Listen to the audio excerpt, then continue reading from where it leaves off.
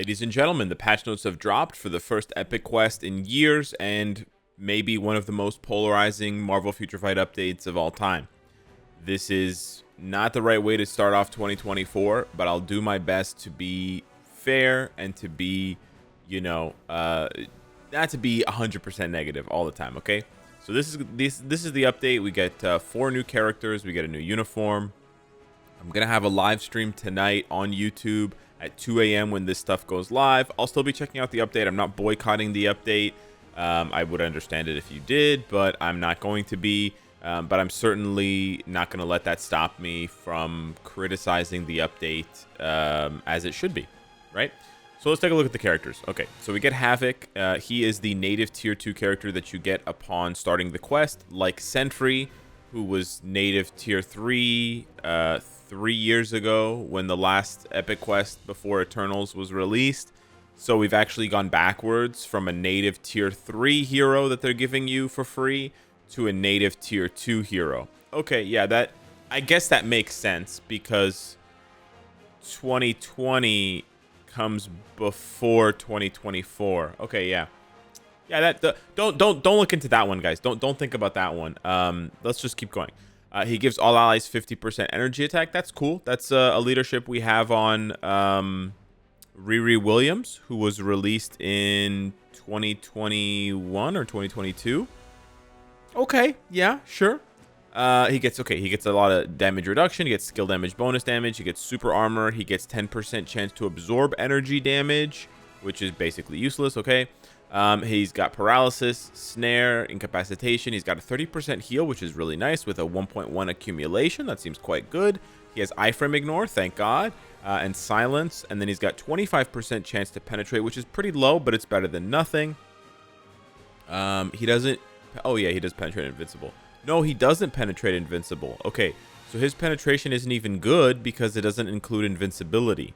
And then he's got this frenzy buff. And then he's got damage immunity. I'm suppressing a rant right now. I'm suppressing a rant so hard. Exodus. Okay, we get Exodus as a new character, guys. Very cool. Exodus has a leadership where he buffs his own. He buffs only his. So it says applies to self. So he only buffs his own attack if there are mutants in the team.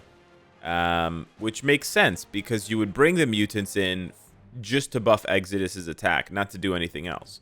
Okay, and it only goes up to 50% all attack, which is not very high. Okay, sure. It's 2024, guys. Then he's got super armor, all defense, skill damage, bonus damage, and 25% damage reduction. And then he's got a debuff cleanse on his passive for mutant allies. So that's very potent and powerful for PvP. But it's also available on Strife's passive and on Wasp's passive. So Exodus will probably be better than Wasp once he gets tier 3, fingers crossed, but he might not be better than Strife. Strife has Fracture, all these other things. Strife has a heal on his artifact, so we'll have to see how Exodus does. Exodus has Silence on one of his skills, nothing on one of his skills, not a single effect.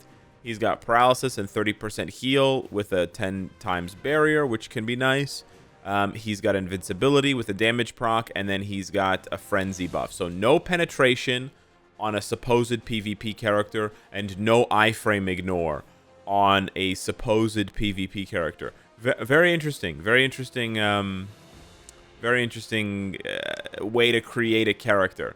Then we got Hope Summers. So the hope is she'll be able to do better than Nebula for ABX. She is a combat hero, female mutant. Pretty interesting here. She only has one. Oh no, she has 2 Phoenix Force abilities. She's got 2 abilities, Phoenix Force and Strong. She gives all mutant allies 30% attack, and then she gives Cable for some reason 70% attack. Okay, we've seen these leaderships before. They're absolutely dog shit. Nobody used it on Miles Morales. For Spider-Man, Peter Parker, no one's going to be using this on Cable from Hope. Okay. Because you could just use Nick Fury and it's 60% attack. So why would you do that? Oh, anyways, she has guaranteed crit rate, skill damage, bonus damage. She gives herself an extra physical attack, ignore dodge. She has Silence on her first skill. She has Snare and Paralysis on her second skill. She has Burn and Shock on her third skill. And then she has, and that's it. So she has all of the ABX abilities, and she has 2 of the 3 ABL abilities. She's only missing Fracture.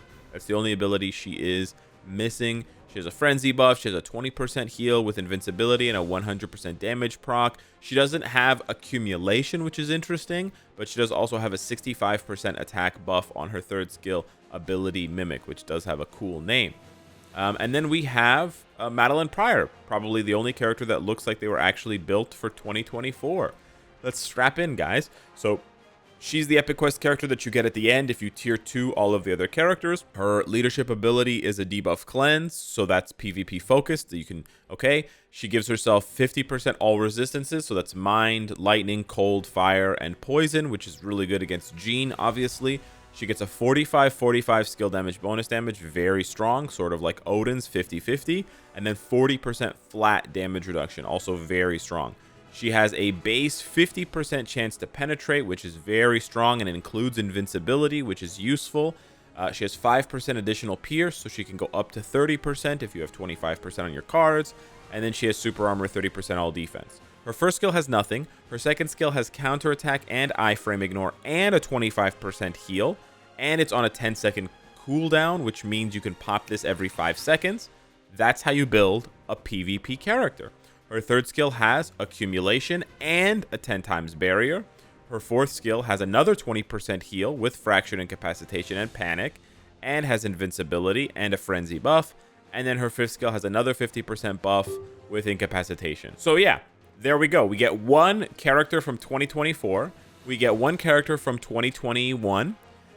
We get one character from 2019.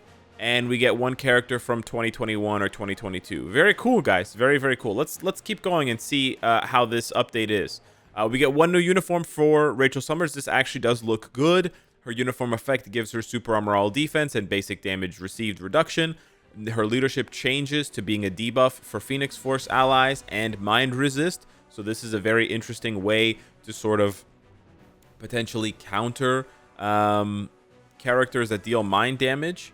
And actually, Madeline deals mind damage on 2 of her skills. I don't know if that's going to be enough here because she is a mind damage wielder, but she's not part of the Phoenix Force, so she doesn't really get both benefits there. Her tier 2 passive is much better now. She gets 40% guaranteed dodge, she gets flat penetration, and she gets skill damage bonus damage. And you should notice her penetration includes invincibility, whereas Havoc's doesn't include penetration.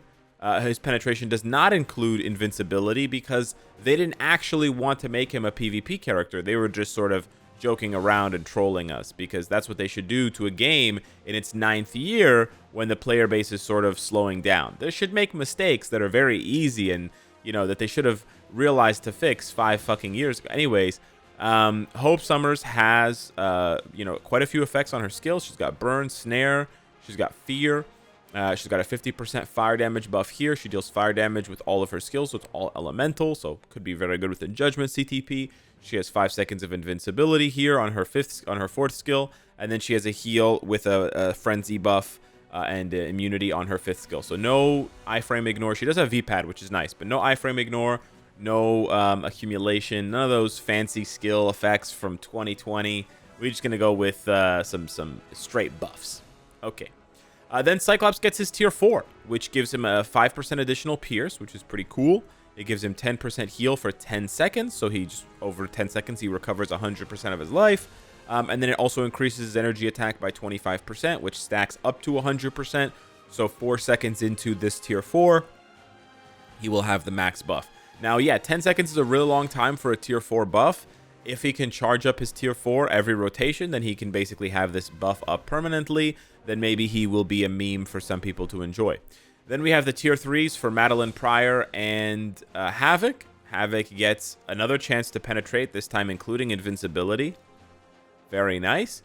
And then Madeline gets some other stuff here. Doesn't really matter too much. These are just the tier 3 abilities. We have the awakenings for Rachel, Hope, and Kid Omega. There's no accumulation here for any of them. Kid Omega is getting the awakening without a uniform, which we've come to expect, sort of standard. We have the Epic Quest here. Havoc is a native tier 2, so you're going to get him at tier 2, level 1, and then you progress him through the Epic Quest. You don't progress him separately through, like, you're building with your own materials. Then you have Madeline Pryor, who is going to be available at tier 2. By the way, Havoc, they don't get him to tier 4 through the Epic Quest. I think they only get him to tier 3 through the Epic Quest. So remember how Sentry... Okay, never mind. I'm not going to bring up Sentry again. It's fine. Yes, you get Goblin Queen tier 2 when you tier 2 all of these characters. Fun fact, Cable has now been featured 3 times, I believe, 2 or 3 times for an Epic Quest as a character that you need to build in order to unlock some other characters. So yeah, they're really riding the Cable and Cyclops train pretty hard.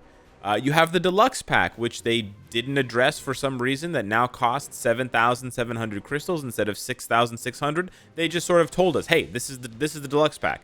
They don't try to justify it. They don't try to explain what rewards are in it. They're just like, hey, shut up, take this, and you're done. And that's it. And it seems like it's exactly the same as the other ones. Yeah, you just get an extra quest, and you get the character unlocked at 6 stars. We have the really amazing Epic Quest collection. Whoa. Slow down, guys. You get 4 rewards if you farm all these stuff. What are the rewards, guys? Well, buckle up, because they're crazy. A Mythic Uru. 1 whole Mythic Uru, guys. 25 X genes for Exodus. That's huge. A tier 2 advancement ticket. I can't believe it. They're going to give us that. That's crazy. It's not like we log in and get one of those for free every 30 days. And then 250 black antimatter. Let's go. 5 new Odin's Blessings, guys. They will be acquirable through Uru combination or at the store if you gamble. They will not be in the Uru selectors. So that's pretty surprising that they decided to just, they went for like the super greedy route on one hand, but then they also put them in the Uru combination. So when there's Uru chance up, like I talked about in yesterday's video, you should use them now. You should bust out your 2%. Wow, that's incredibly low. I don't even think these are worth gambling for. I thought it was going to be like 5%. Holy shit. 2% is super low. Wow. These devs are really fucking stupid. Okay. And then they just added a bunch of shit that nobody asked for. This is what they're really good at, guys. This is called smoke and mirrors. This is where, oh, but we changed all these things. We added all these things for the update, and all the, the Netmarble lackeys and the Netmarble bootlickers will come through with their hands pre-lubed, ready to suck and suck and jerk until their arms fall off, defending this kind of nonsense. So they've added the Enchanted Uru Amplifier, which is some new item that they can justify putting in packs, or justify putting as rewards when nobody wants this shit, and it automatically amplifies all 5 of the Uru slots. Whoa. I mean, in some cases it can save you a few million gold. Yes, I'm gonna be perfectly honest with you, it's not the worst thing in the world, but when the rest of the game is burning on fire and you're bringing a bucket of water over to the the biology department, I'm gonna punch you in the face, right? Like, go put out the fires. Stop doing dumb shit like this, right? Again, I know this takes like 2 seconds. This took like one intern 5 seconds to make. This is not a complicated thing to do, but it's just annoying that people are going to fall for this and think this is like, wow, so amazing. They're not going to be giving this out for free, guys. This is going to be a package that you buy, right? Anywho, the new artifacts. I'm still trying to hold in the rant, guys. Havoc gets increased damage to heroes and villains. Sure, whatever. Exodus gets increasing max HP to all mutant allies, so they're turning him into a support. Okay. Hope Summers gets increased damage to villains and damage reduction from villains. Okay. Madeline gets the only interesting artifact where she has the immortality passive, so they are pushing her for PvP. Someone with a brain did create this character. Okay. Rachel Summers gets a revive, also quite interesting that they made a PvP character who doesn't have iframe ignore and doesn't have penetration. Okay, I mean, she does have penetration. She doesn't have iframe ignore.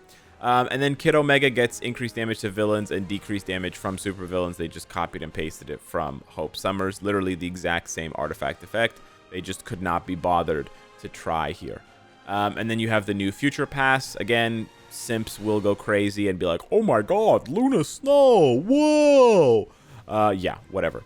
They're improving. This is one of the only good things. I can report that they are improving. They are increasing the maximum storage for X-Men materials, Before it was up until now it's been 6,000 because we sort of boycotted until it was increased from 3,000 to 6,000, and now they're increasing it to 9,000. I'm guessing they're increasing this because they see how upset the player base is and they're trying to shut us up. This is an attempt to shut players up. It's not going to work for me, but it might work for you. I'm not going to speak for you. They're going to put all of the Danger Room characters in the store consistently, so they don't only appear during the anniversary and during Black Friday. So you can pay 4,500 crystals for some garbage whenever you want. Very exciting, guys. This is what we asked for. Oh, other stuff that we asked for. Timeline Battle is now getting a pop-up mode that tells you how many glory tickets you got, guys. Wow. That's so useful. We needed that in 2024. Man, I don't know how I was playing the game without this. This is just so helpful and so nice and so useful. Oh man, I'm so excited by this change. I can't get waited to get in the game and autoplay timeline and see that pop-up come up. I'm so excited. Yeah, and then there's some shit where you can turn off autoplay if you lose or something, or if you can't claim any more rewards. Again, guys, it took the engineers years to put this together. This is really something that, you know, we have to really be so thankful for how amazing this is that, you know, they added this button for something that 5 people are going to use. And then again, another thing that I just can't wait to use, you can now set the number of levels you want to buy on the future pass. Yes, guys, this is what we are waiting for. This is what we've been asking the devs for. And then, guys, they added new filtering to the uniform shop because all of the window shopping free-to-play players, they need more ways to window shop. That's exciting. And then they also they're now going to let us sell certain tickets for some reason. It defies all logic, but I guess they can't give us more inventory, but they can allow us to accidentally sell our tickets now. Nice, guys. You did such a great job this time around. Wow, I'm so proud of you. I'm not even going to read this. This is not even worth reading. And then this down here at the bottom tells you what you need to know. The majority of people, about 200 of them, are living in reality. And then we have about 45 people, 50 people more or less, so 25% of the game's population living in La La Land because they don't take their medication on time. So yeah, that's the update. Now what I'm gonna do instead of ranting, because believe me, I could rant, but I think this is the sign of the game's demise. I am gonna be dramatic, but I think this basically means that whoever is running the game, whoever is like the producer or the manager, doesn't understand the game. They might be like an old manager from a long time ago that came back to try to like revitalize the game, but their thinking and their logic is stuck in like 2017, 2018, and they think the game is the same as then, or they're trying to bring the game back to that time because they have nostalgia or because they don't understand how the game has changed. They don't want to go and look and figure it out. They don't understand that we have this new thing called tier 4. They don't know how to count to the number 4, so they're stuck counting to 3. You know, they're probably a little bit deranged or you know, low IQ, maybe in the double digits, maybe like around room temperature. And so yeah, what I'm gonna do instead of ranting is I'm gonna open up this page here, guys. This is the V470 update. This was released. Enjoy the first update of 2019. And I want you can pause at your leisure. But hey, look at this, guys. His leadership ability to the Fantastic Four is 65% attack. Wow, that's really cool. We got new effects like fracture in this update. Very interesting. I know these patch notes are formatted differently, but if you look at the numbers, they look pretty similar. Wow, he's got a V-pad skill. Look at that, guys. Invisible Woman. Huh. Wow, guys. Yeah, she's got 55% chance to penetrate. A character from 5 years ago got a 55% chance to penetrate, and she doesn't have iframe ignore. But then they tell us on the live stream that Havoc is PvP, and they don't give him chance to penetrate invincibility. And they only make it a 25% chance. So they're literally selling you shittier characters for more 5 years later. They just don't understand their own game. That's just the basic rule. They just don't understand their own game. It's very clear. And you look at these patch notes, and they seem very similar to the patch notes from 2024. Wow, he revives. He has debuff removal. He's got 50% flat chance to penetrate and super armor all defense. So the game hasn't really changed much, I guess, in 5 years. Or maybe it's the people who are running the game that just don't understand it. We get 3 new uniforms. We get all these characters being able to go to level 70. Wow, look at the progress. Look at how they're trying to advance the game because they have a goal in mind, instead of just meandering around like some fucking idiots because they have no fucking clue how to fucking make the game. I'm tired of this shit, man. I'm just tired of this shit. There's one character that was made properly, and everybody else is up their own fucking ass. There's no Cyclops uniform. There's no justification. There's nothing. Oh, look, guys, it's the same fucking epic quest from 5 years ago where you get a tier 2 character that can go to tier 3. Wow, guys, look at that. And the deluxe pack cost less money. Wow, guys, look, it's exactly the same. 5 years later, look at all the progress we've made. Wow, guys, look at all the progress we've made. Wow, in 5 years. Doesn't it seem different? Can't you tell that the game is different? They changed the button, guys. The button was green, and now the button is blue. Wow. I'm so proud of this game. I'm excited to spend money, to just throw money at the game. By the way, 5 years ago, if I haven't convinced you enough already, 5 years ago when they introduced this update is when they introduced the rewards, the Epic Quest collection feature. That was added in this update 5 years ago. They added it to the Doctor Strange quest. They added it to the X-Men quest. They added it to the Deadpool quest. And they added it to the Fantastic Four quest. And all Epic quests that would come after also received this collection. Do you know what this update introduced? I don't. It introduced this new screen. So you know how many timeline battle coins you got at the end of your timeline battle stuff. So yeah, guys. Yeah, I don't know. Covering this game has become a very tedious endeavor. I don't know how much longer I'm going to be doing this for. It's the last like 4 updates have just been so bad. They've been so bad. The last 3 updates especially have been so bad. Honestly,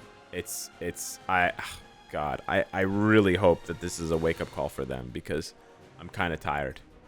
I'm actually really tired of this game right now. Anyways, take care.